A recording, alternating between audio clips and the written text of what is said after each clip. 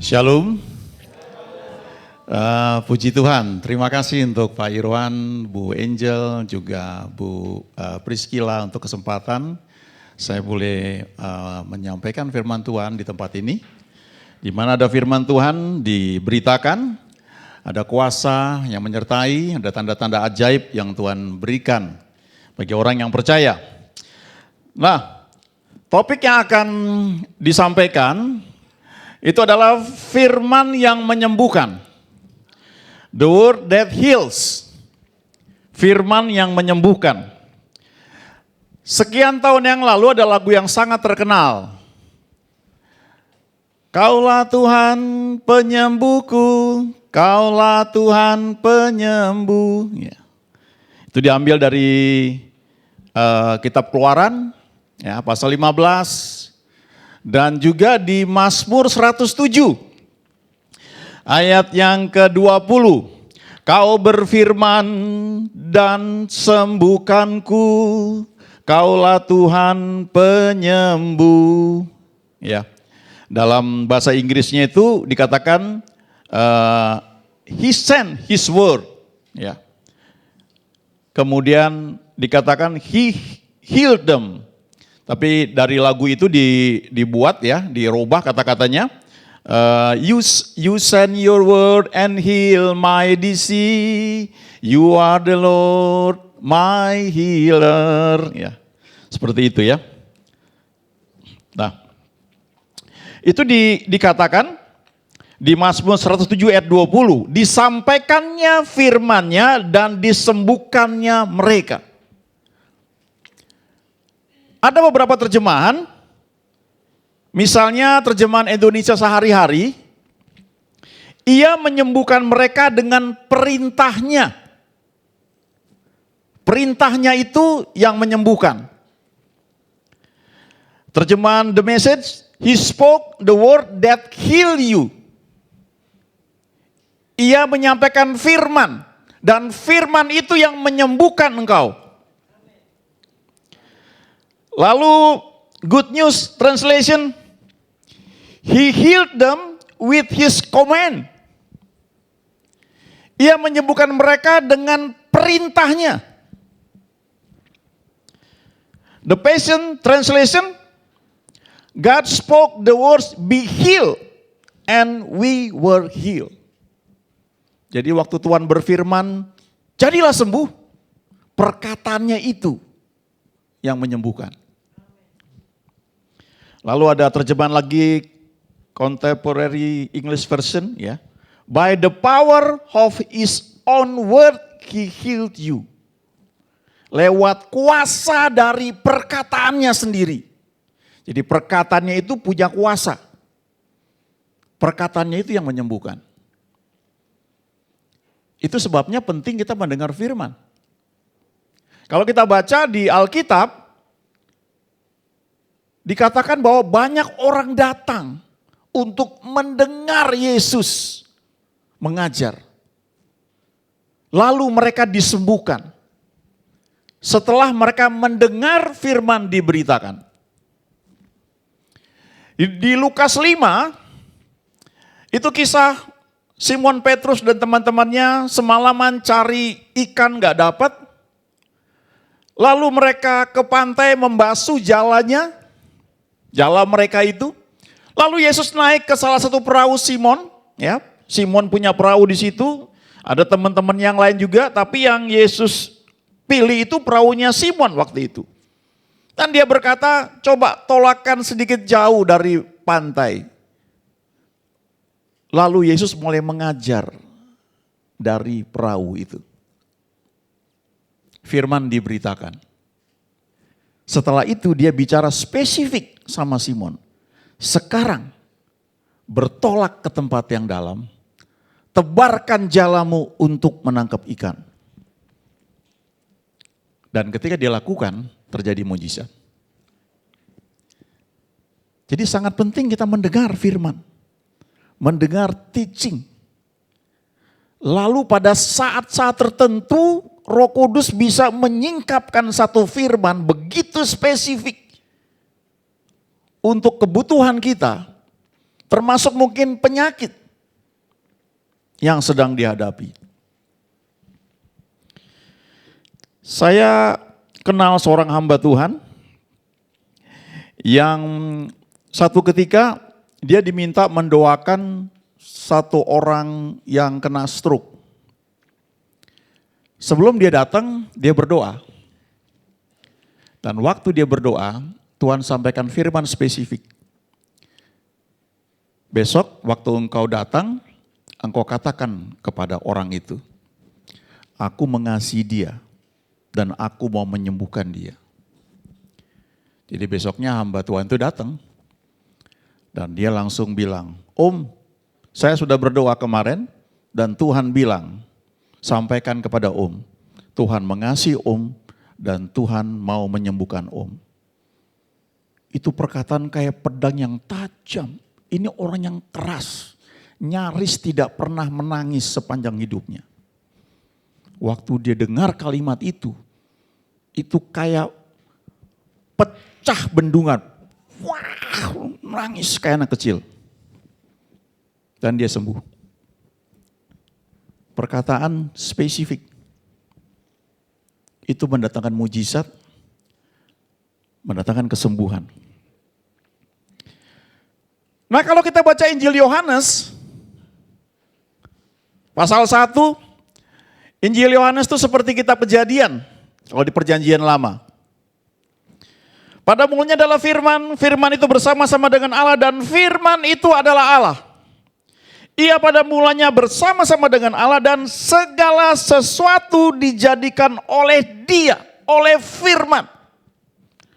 Dan tanpa firman, tanpa Dia tidak ada sesuatu pun yang telah jadi dari segala yang telah dijadikan. Dalam Dia, dalam firman itu ada hidup, ada zoe, hidup ilahi. Dan hidup itu adalah terang manusia. Dan terang itu bercahaya di dalam kegelapan. Kegelapan itu tidak menguasainya. Nah, kata terang itu dalam bahasa aslinya Yunani phos. P-H-O-S. Lalu kalau kita baca kitab Kejadian pasal 1 ayat 1 sampai dengan 3 ya. Pada mulanya Allah menciptakan langit dan bumi, bumi belum berbentuk dan kosong, gelap gulita menutupi samudera raya dan roh Allah melayang-layang di atas permukaan air, berfirmanlah Allah, jadilah terang. Lalu terang itu jadi. Nah, Alkitab Perjanjian Lama ditulis dalam bahasa Ibrani. Tapi sekian ratus tahun yang lalu ada terjemahan Perjanjian Lama dalam bahasa Yunani. Ya, namanya Septuaginta.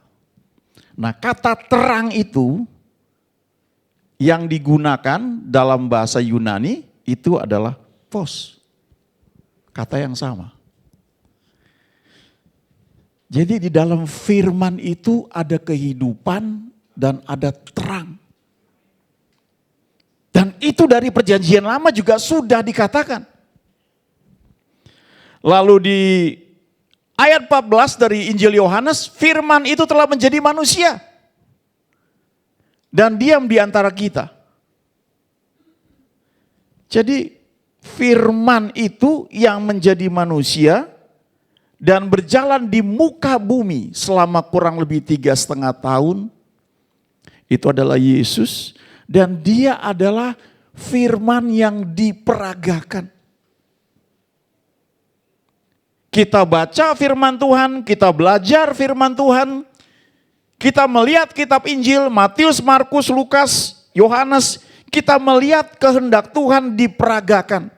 Kita melihat bagaimana Yesus menyembuhkan semua orang. Tidak ada yang dia tolak.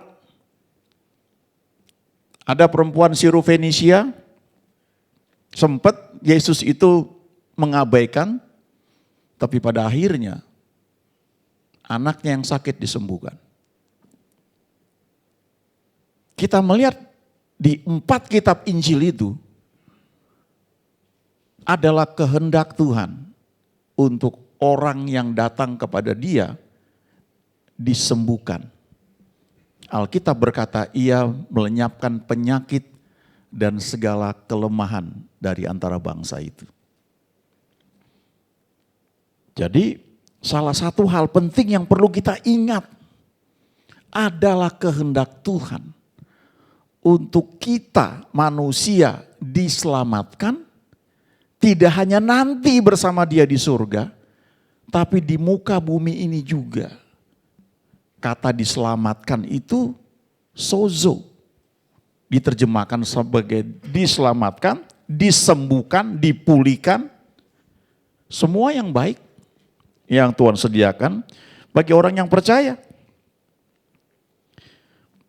Waktu orang banyak datang untuk mendengar Dia mengajar dan disembuhkan, mereka berusaha menjamah Dia karena setiap orang yang menjamahnya, orang yang sakit disembuhkan karena ada kuasa yang keluar. Karena di dalam firman itu, di dalam Yesus itu ada kehidupan, ada zoe. Surat Yohanes berkata Allah telah memberikan hidup yang kekal itu, memberikan zoe itu kepada manusia, kepada kita. Dan hidup itu ada di dalam anaknya. Barang siapa memiliki anak, ia memiliki hidup. Kita yang sudah terima Tuhan Yesus, ada Yesus dalam hati kita, ada kehidupan, ada zoe, ada terang. Makanya Alkitab berkata, kamu adalah terang dunia. Kota di atas gunung tidak mungkin tersembunyi. Tidak ada kegelapan kalau ada orang percaya.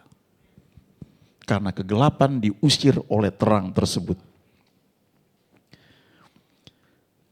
Nah, ada kuasa di dalam firman. Dan kuasa itu menyembuhkan. Saya kumpulkan beberapa ayat contoh bagaimana ketika Tuhan bicara, kuasanya itu menyembuhkan bahkan instan. Misalnya Matius 8 ayat 3. Ini cerita mengenai satu orang kusta. Di Alkitab itu ada 10 orang kusta yang datang tidak punya cukup iman sehingga berdiri dari jauh dan berseru, Yesus kasihanilah kami.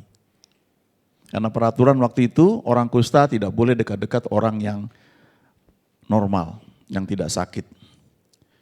Tapi ada satu orang yang sakit kusta, mungkin begitu ingin sembuh, ingin ditahirkan. Dia menerobos orang banyak, dia tersungkur di depan Yesus. Dan dia berkata, Tuhan, jika Tuhan mau, Tuhan dapat mentahirkan aku. Lalu Yesus mengulurkan tangannya, menjamah orang itu dan berkata, aku mau. Jadilah engkau tahir. Nah, perkataan itu yang waktu diucapkan ada power yang membuat orang itu seketika langsung tahir. Di bagian lain ada cerita orang buta. Ya, ada yang Bartimius, tapi di Matius 9 itu ada 2 orang buta yang datang minta untuk disembuhkan. Dan Yesus tanya, kamu percaya? Kalian percaya? Lalu mereka bilang, iya kami percaya. Lalu Yesus menjamah mata mereka sambil berkata, jadilah kepadamu menurut imanmu. Dan waktu dia ucapkan itu, mujizat terjadi. Di bagian lain, ada cerita di Yohanes 5, ada orang yang sudah 38 tahun sakit, terbaring sakit. Dia gak pernah berhasil menjadi orang pertama yang masuk ke dalam kolam Bethesda, waktu airnya mulai bergoncang. Karena pada saat itu mereka percaya, itu malaikat yang goncangkan. Kalau jadi orang pertama yang berhasil masuk ke situ, maka apapun penyakitnya akan sembuh. Orang ini gak pernah berhasil. Dan waktu Tuhan lewat, Tuhan bertanya, maukah engkau sembuh?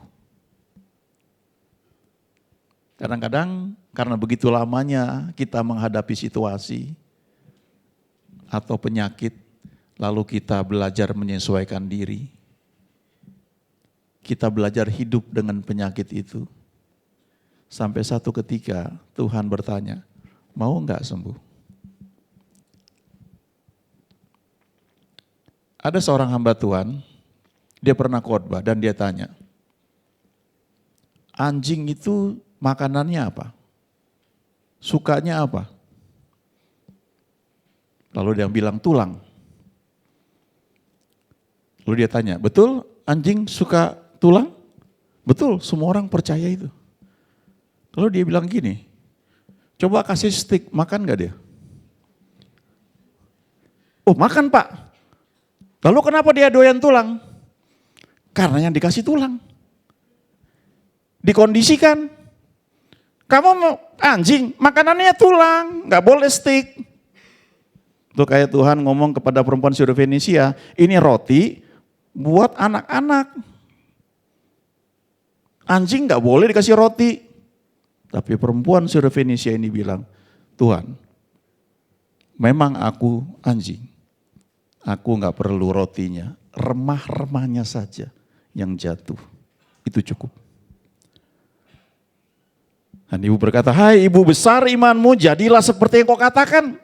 Dan anaknya sembuh. Jadi waktu Tuhan tanya kepada orang yang lumpuh itu, mau gak sembuh? Dan dia cerita banyak alasan, Tuhan aku gak pernah berhasil. Gak ada orang yang peduli sama aku. Aku gak bisa berhasil menjadi orang pertama yang masuk ke dalam kolam itu. Dan Tuhan melampaui semua aturan yang ada waktu itu, yang berlaku, iman orang-orang yang ada, gak perlu. Bangun, angkat tilammu, berjalanlah. Gak peduli hari itu hari Sabat. Tapi waktu firman disampaikan, ada power, ada kuasa. Langsung orang itu bangkit dan sembuh, tanpa perlu masuk jadi orang pertama di kolam tersebut. Ini pertanyaan buat kita. Berapa lama kita menyesuaikan diri dengan segala hal yang seharusnya sudah kita lewati. Kelemahan, penyakit, ini bicara buat saya juga. Terlalu menyesuaikan diri begitu rupa untuk sesuatu yang sebenarnya tidak perlu lagi dialami. Ada seorang hamba Tuhan melayani kesembuhan. Satu ketika dia layani seorang istri pendeta, seorang gembala yang sangat baik. Dan ibu ini sakit. Dan waktu didoakan, Tuhan bicara sama hamba Tuhan ini. Ini ibu gembala yang sangat baik. Hatinya begitu luas, menampung semua jemaat. Dia melayani dengan setia. Tapi ada dampak yang lain yang dia mungkin gak sadari. Terhadap penyakit pun dia tampung. Dia belajar menyesuaikan diri. Nyaris tidak punya fighting spirit untuk menolak itu. Ada seorang teman sekelas saya. Ya, saya dulu alumni dari Charis Bible Jakarta, angkatan pertama. Dan ada teman yang pernah sakit waktu pandemi. Sekian lama dia di rumah sakit. Satu ketika dia marah sekali. Dan dia bilang, ini udah dibayar lunas. Dan dia ngotot sama dokter, saya mau pulang. Dia harus tanda tangan semua perjanjian. Kalau terjadi sesuatu, dokter nggak tanggung jawab. Dan itu awal dia sembuh. Kadang-kadang dalam hidup kita terima semua. Kita pikir kita harus orang yang rendah hati, tapi kita menyalahartikan banyak hal. Fighting spirit itu nyaris nggak tumbuh. Sekian tahun yang lalu, di satu gereja yang sangat besar, mulai dibenahi sistem orang-orang yang melayani sebagai full timer. Diatur semua penggajian dan semua fasilitas seperti orang kerja, dan itu bagus sekali. Termasuk masing-masing dapat asuransi kesehatan. Lalu ada seorang hamba Tuhan di situ bilang, bersyukur untuk itu, tapi jangan sampai gara-gara itu fighting spirit kita terhadap penyakit itu kendor. Kan udah ada asuransi, udah bayar kok. Rugi dong kalau nggak dipakai.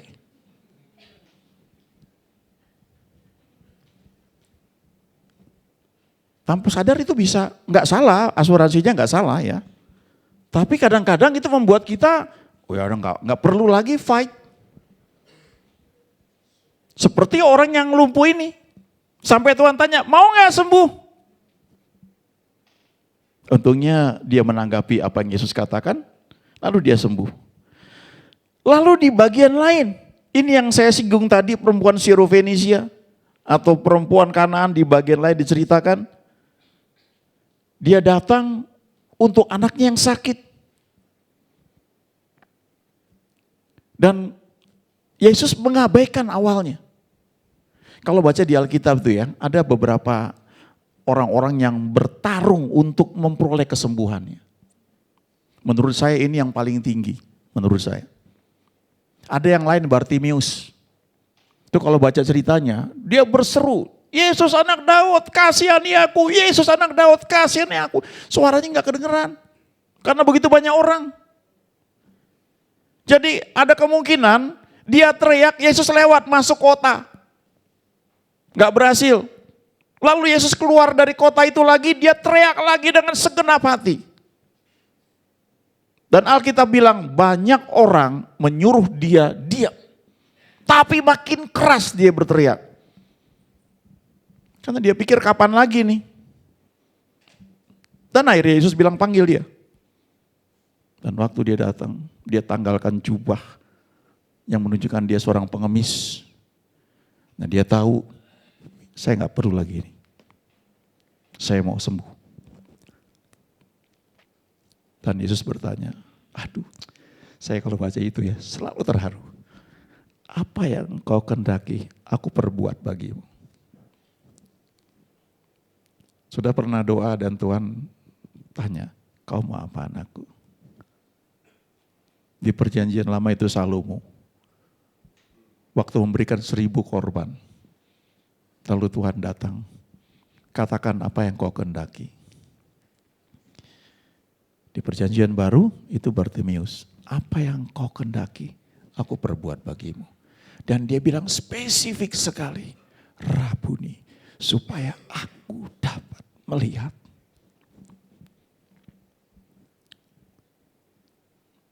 Tapi kalau perempuan Sirofenisia ini, saya percaya awalnya orang-orang tuh mungkin menghalangi dia. Tapi dia maju terus. Sampai murid-murid kewalahan. Dan murid-murid bilang, suruhlah dia pergi. Murid-murid loh ngomong ke Yesus. Dia ikutin kita terus. Perempuan ini terus konsisten. Berapa jauh saudara konsisten dalam doa saudara? Saya beberapa hari yang lalu lihat seorang hamba Tuhan. Gerejanya gede sekali. Sekarang dia sudah di surga. Tapi pernah satu kejadian anaknya sakit. Waktu anaknya sakit, itu keracunan makan di kantin sekolah. 30 orang anak mati seketika. Tapi anak pendeta ini masih hidup. Sekarat. Dia doa. Dia doa berjam-jam. Sampai 5 jam. Sampai pada satu posisi dia bilang begini, Tuhan kalau anak ini enggak bangkit, aku yang mati bersama dia. Lalu anaknya bangkit, batuk, keluar semua racun-racunnya itu. Lalu anaknya bilang, Daddy, say thanks to Jesus. Ayah bilang terima kasih buat Yesus. Di mana dia? Di samping saya. Bapaknya enggak lihat. Lalu anaknya bilang, Itu racun begitu sakit saya rasakan. Tiba-tiba saya rasakan tubuh saya ringan. Dan tiba-tiba saya lihat tubuh saya di bawah dan saya naik. Dan saya lihat Yesus memegang tangan saya. Saya lihat orang-orang yang sudah meninggal, anggota keluarga, anggota gereja. Saya lihat mereka. Lalu anak ini bilang, aduh senang sekali, sudah saya senang, Yesus ayo kita pulang, ayo senang sekali. Lalu Yesus bilang gini, no, ayahmu tidak akan mengizinkan engkau balik. Enggak, saya mau pulang, saya mau ke surga sekarang sama-sama, yuk Yesus. Enggak, ayahmu tidak mau kamu balik ke surga sekarang. Lalu Yesus itu seperti tarik dia, dia masuk ke tubuhnya dan dia bangkit. Doa yang konsisten dari ayahnya. Ini kayak perempuan Sirofenisia. Didiemin, dia maju terus. Akhirnya Yesus bilang tidak baik. Pertama dia bilang gini, aku diutus hanya untuk domba-domba yang hilang dari umat Israel. Itu perempuan maju lagi, Tuhan tolonglah anakku. Lalu Yesus bilang tidak baik melemparkan roti di atas meja untuk anjing. Dan dia bilang, Tuhan, aku cukup makan remah-remahnya saja. Lalu Tuhan berkata, hai ibu besar imanmu, maka jadilah kepadamu seperti yang kau kehendaki. Waktu diucapkan itu powernya keluar, anaknya sembuh. Walaupun tidak ada di situ, doa tidak mengenal jarak. Dan satu lagi, Matius 8 ayat 8, perwira Kapernaum, dia cuma bilang, Tuhan, speak a word. Katakan sepatah kata saja.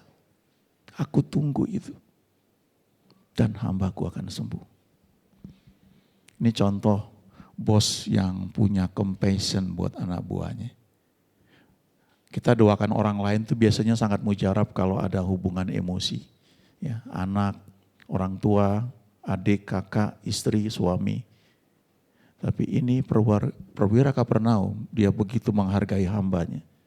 Sehingga iman dia itu menarik kuasa kesembuhan untuk hambanya. Nah, di sisi lain kita akan melihat apa penghalang kesembuhan itu.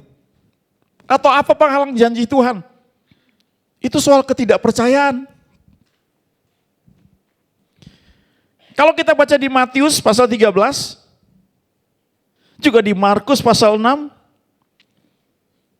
ketika Yesus ada di kampung halamannya, orang-orang kenal dia. Ini kan anaknya Yusuf tukang kayu. Kok bisa buat mujizat? Mereka kecewa dan menolak dia. Dan selanjutnya Alkitab berkata, karena ketidakpercayaan mereka, tidak banyak mujizat diadakannya di situ. Ketidakpercayaan. Bahkan di Injil Markus dikatakan, ia tidak dapat mengadakan satu mujizat pun. Ini Yesus yang dikatakan firman menjelma menjadi manusia. Di dalam dia ada kehidupan, di dalam dia ada terang. Tapi tidak dapat, bukan tidak mau, tidak dapat melakukan satu mujizat pun. Karena ketidakpercayaan mereka. Dan dia heran, kok bisa sih gak percaya? Di sisi lain, di Lukas 7, ini cerita mengenai perwira Kapernaum yang tadi saya ceritakan. Waktu perwira ini bilang, Tuhan gak usah datang ke rumahku, katakan saja sepatah kata, maka hambaku akan sembuh.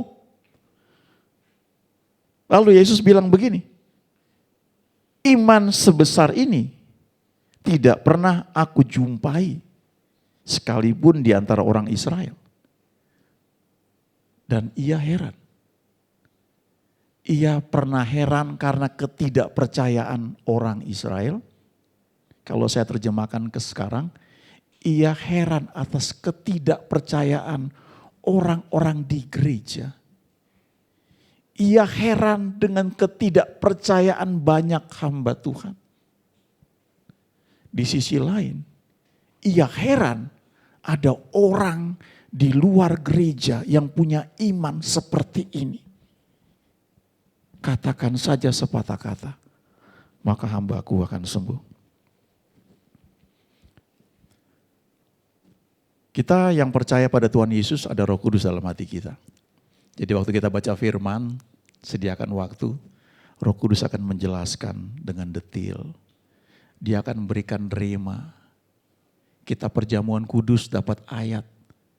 Saya sering foto ayat-ayat tersebut. Karena sering kali itu pesan buat saya. Tapi kadang-kadang waktu kita dengar firman atau kita baca firman, biasa aja. Enggak langsung instan sembuh.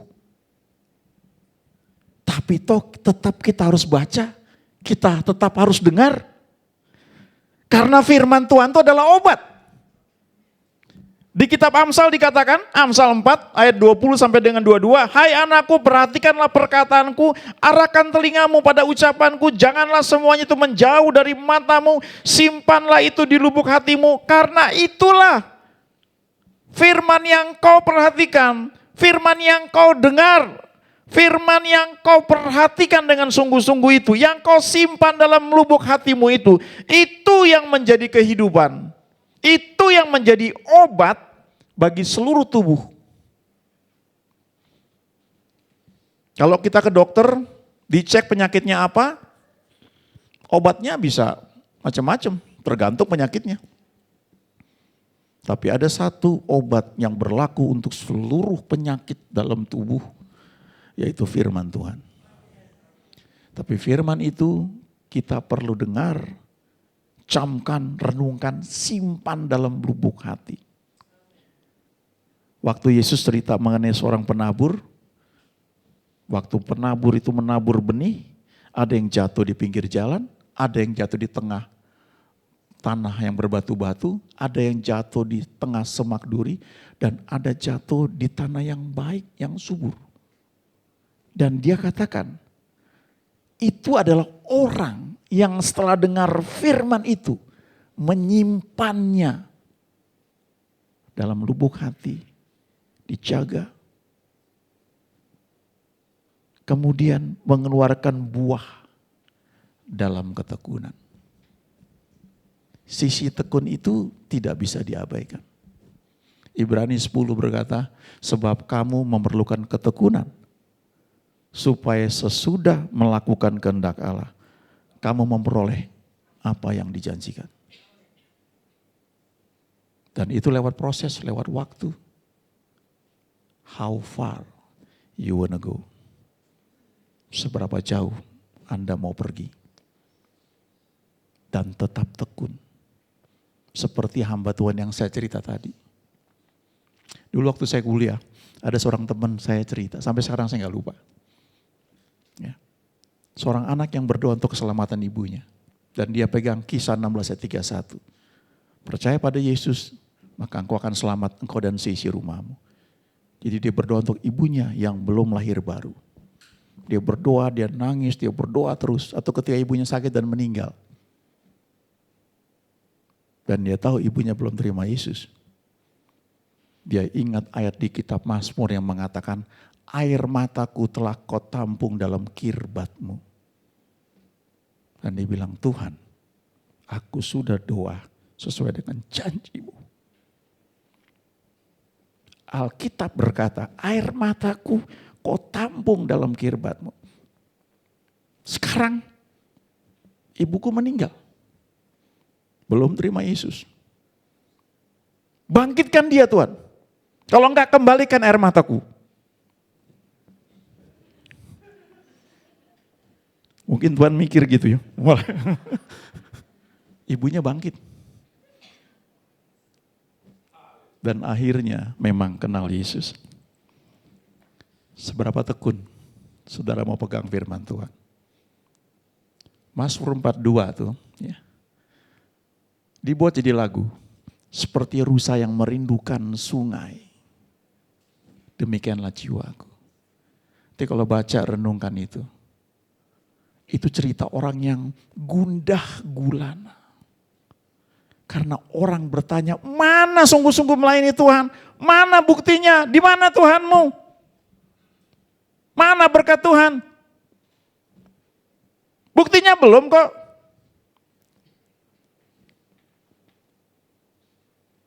Dan itu salah satu ayat di kitab Mazmur yang dibuat menjadi lagu yang cukup banyak. Itu kondisi ketika orang sedang menghadapi antara yang dia percaya, kok belum jadi. Lalu apa yang dia buat? Dia ingat bagaimana dulu sebelumnya dia sungguh-sungguh melayani, mendahului banyak orang untuk beribadah kepada Tuhan. Ketekunan itu sesuatu yang punya, itu dari Tuhan loh. Alkitab berkata Allah sumber ketekunan. Jadi itu ada dalam diri kita. Kita yang sudah terima Yesus itu ada Tuhan dalam hidup kita. Itu ada ketekunan. Alkitab berkata Allah sumber ketekunan. Tinggal kita mau nggak izinkan itu termanifestasi. Belajar dari orang Yahudi di Berea. Alkitab berkata orang-orang Yahudi di Berea itu lebih baik dari orang-orang Yahudi di Tesalonika. Kenapa? Karena mereka terima firman itu dengan lapang dada.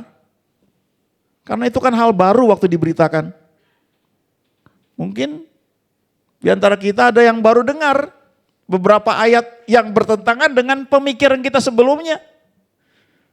Nah, orang-orang Yahudi di Berea, mereka terima firman dengan segala kelapangan hati, kelapangan dada, lalu setiap hari menyelidiki kitab suci untuk memeriksa betul nggak begitu.